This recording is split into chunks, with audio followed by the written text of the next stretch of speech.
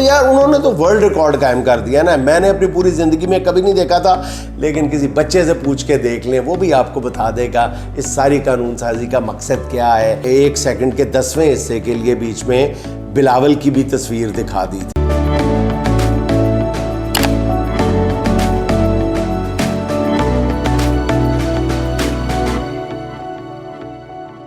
بسم اللہ الرحمن الرحیم. السلام علیکم خواتین و حضرات, میں ہوں آپ کا جنید سلیم اور آپ دیکھ رہے ہیں انصاف ڈیجیٹل.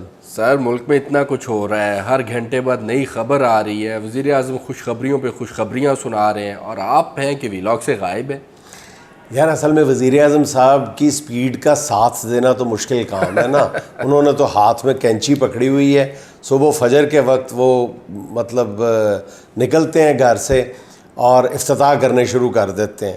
ان منصوبوں کو بھی افتتاح کر رہے ہیں جن کا ان کو خود بھی جانے سے 5 منٹ پہلے بھی نام پتہ نہیں ہوتا کہ میں نے کس منصوبے کا افتتاح کرنا ہے. اور وہ تو میرا خیال آج کل وزیر اعظم کم اور درزی زیادہ لگ رہے ہیں. اور مطلب اور ٹی وی آپ آن کر کے دیکھیں, ٹی وی پہ اچانک جو اشتہارات کی یلغار ہوئی ہے اس کو دیکھ کے پتہ چلتا ہے کہ پچھلے جو 15 ماہ تھے وہ وطن عزیز کے لیے کتنے قیمتی تھے. اور نہریں تھیں جو دودھ اور شہد کی, جو بس ہمارے دائیں بائیں سے گزرتی رہی ہیں. ہمیں فیضیاب ہونے کا موقع نہیں ملا ہوگا. نظر نہیں آئی نا آپ کو, نظر نہیں آئی ہیں. دودھ اور شہد تو تھا نا.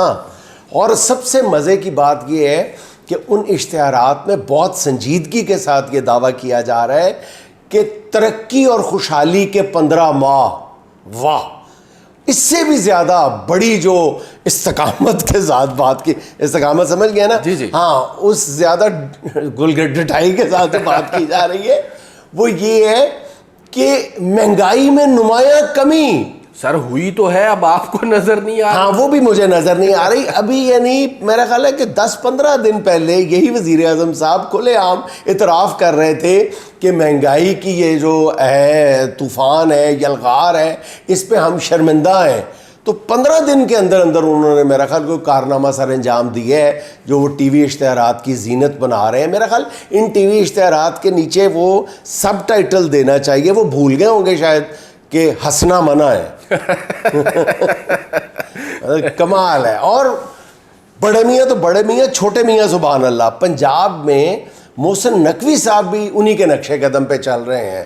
سوری صاحب میں آپ کو انٹرپٹ کر رہا ہوں, آپ نے محسن نقوی کہہ دیا, کم از کم نگران وزیر اعلیٰ تو لگائے نا صاحب. اور نگران وزیر اعلیٰ پہ وہ زیادہ مائنڈ کرتے ہیں, وہ کہتے ہیں وزیر اعلیٰ محسن نقوی کہیں.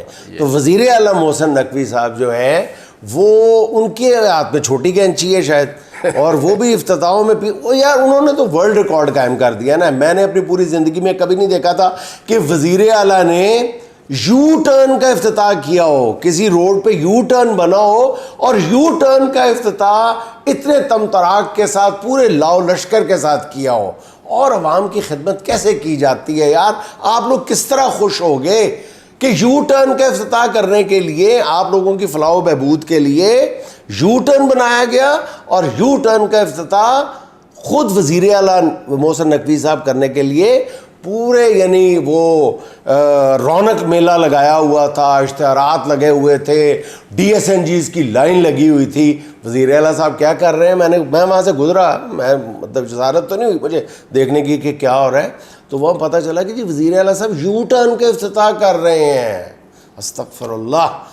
میں کہہ رہا ہوں کہ دیکھیں حکومت نے تو کوئی کسر نہیں چھوڑ. اس سے بھی بڑی بات یار, ابھی میں دیکھ رہا تھا کہ ہمارے جو وفاقی وزیر مواصلات ہیں اسد محمود صاحب, جی اللہ فضل الرحمان صاحب کے صاحبزادے جو ہیں, وہ پچھلے 10.5 ماہ میں 11 مرتبہ انہوں نے عوام کی فلاح و بہبود کی خاطر, عوام کے لیے دعائیں کرنے کے لیے انہوں نے عمرے کا سفر کیا ہے یار. سبحان اللہ, عمرہ کیا ہے. اور وہاں جا کے وہ ایک کلاک ٹاور جو ہوٹل ہے, جو 7 سٹار ہوٹل ہے سستا صاحب, وہاں پہ قیام کیا ہے جا کے 11 کے 11 مرتبہ وہاں پہ قیام کیا ہے. اور اتنی اونچی جگہ پہ جا کے اپنی جان جوکھوں پہ ڈالیں, اتنی اونچی جگہ پہ, مطلب بڑی بات ہوتی ہے. وہاں سے حرم صاف نظر آتا ہے. تو وہاں پہ انہوں نے دعائیں کی ہیں پاکستانی عوام کے لیے. اور کیا کریں یار بیچارے. سارا بابو آپ لوگوں کو عمرے کے اوپر بھی اعتراض ہے آپ کو؟ مجھے بالکل کسی چیز پہ اعتراض نہیں ہے. میں تو ان کا شکریہ ادا کر رہا ہوں کہ وزیر اعظم صاحب, وزیر اعلیٰ صاحب, وزیر مواصلات صاحب, تمام پوری کابینہ جو ہے وہ دن رات لگی ہوئی ہے عوام کی خدمت میں. بلکہ مجھے تو یہ سوچ کے ہال پڑ رہا ہے کہ ہفتے کے بعد جب یہ لوگ نہیں رہیں گے تو پھر کیسے یہ ملک سروائیو کرے گا یار, کیسے چلے گا؟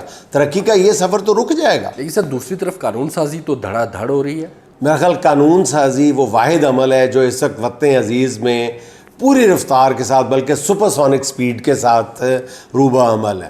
اور کسی پارٹی کو جو قانون سازی کے عمل میں شریک پارٹیاں, ان میں سے کسی کو بھی کسی عدالت کا, کسی ادارے کا, کسی عوامی رد عمل کا ذرہ برابر بھی خوف نہیں ہے.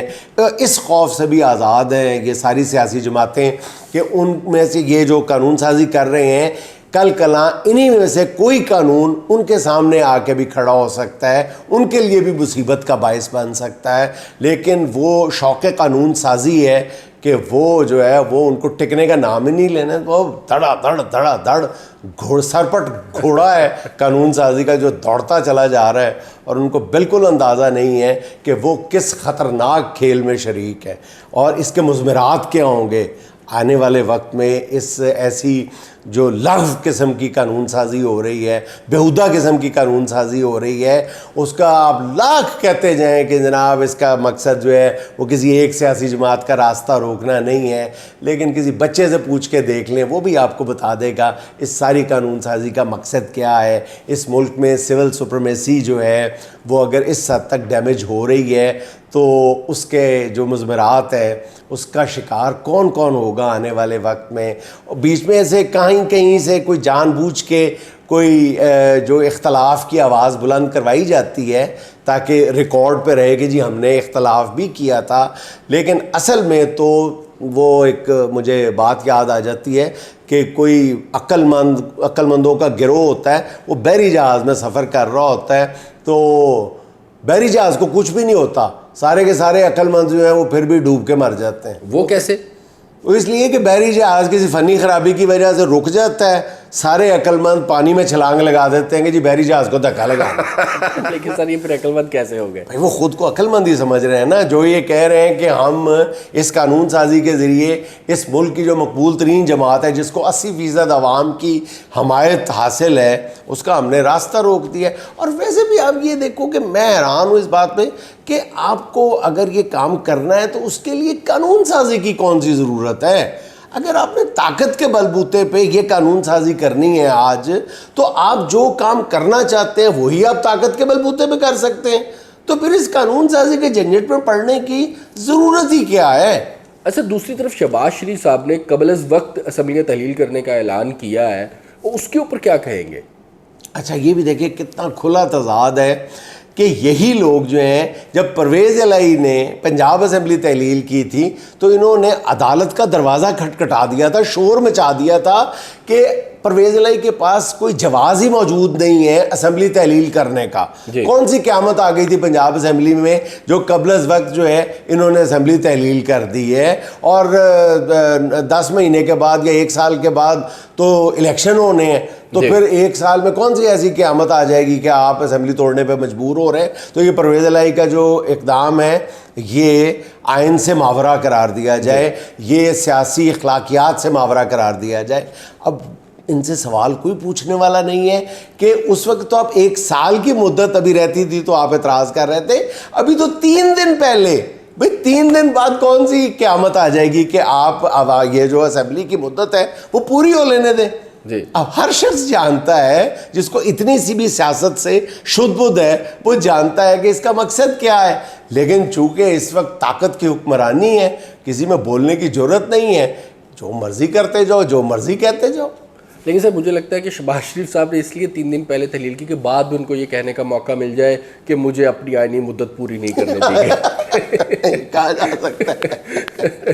سر پی ڈی ایم جماعتوں میں اختلافات کی خبریں بھی آ رہی ہیں, ان میں کتنی صداقت ہے؟ میرا خیال ہے کہ پی ڈی ایم کی جو ہے نون لیگ اور پیپلز پارٹی کی بات آپ کر رہے ہیں تو ان میں کوئی ایسا بڑا اختلاف نہیں ہے. اس وقت تک ان میں اختلافات ہیں جب تک ان کو عمران خان یا پی ٹی آئی نظر نہیں آ جاتی. جو ہی ان کو خان یا پی ٹی آئی نظر آتی ہے ان کے سارے اختلافات ختم ہو جاتے ہیں, وہ اکٹھے ایک ہی دسترخوان پہ جا کے بیٹھ جاتے ہیں, ان میں کوئی اختلاف نہیں ہے. بلکہ ان کا جو تازہ ترین اختلاف ایک ہے وہ بھی بڑا مزیدار ہے. وہ زرداری صاحب نے براہ راست شہباز شریف سے اس کا اظہار کیا ہے اس اختلاف کا.